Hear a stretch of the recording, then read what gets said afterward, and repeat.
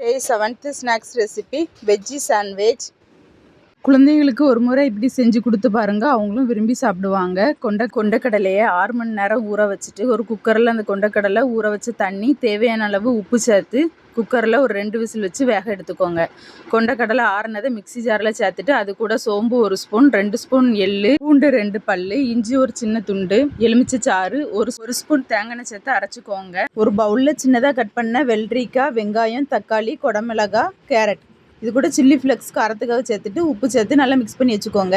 ப்ரெட்டில் கொண்டக்கடலை பேஸ்ட்டு நல்லா ஈவனாக தடவி விட்டுக்கோங்க. அது சீஸு ஸ்லேஸையும் இது கூட வச்சு இந்த மாதிரி ரெடி பண்ணி வச்சுக்கோங்க. பேனில் பட்டரை தடவிட்டு 2 பக்கமும் நல்லா மாற்றி போட்டு டோஸ்ட் பண்ணி எடுத்துக்கோங்க. நல்லா மொறுமொறுன்ட்டு இருக்கும்.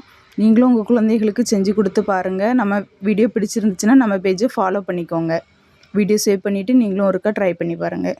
காய்கறி சாப்பிடாத குழந்தைங்க கூட நல்லா விரும்பி சாப்பிடுவாங்க. நீங்களும் செஞ்சு பார்த்துட்டு எப்படி இருக்குன்னு சொல்லுங்கள்.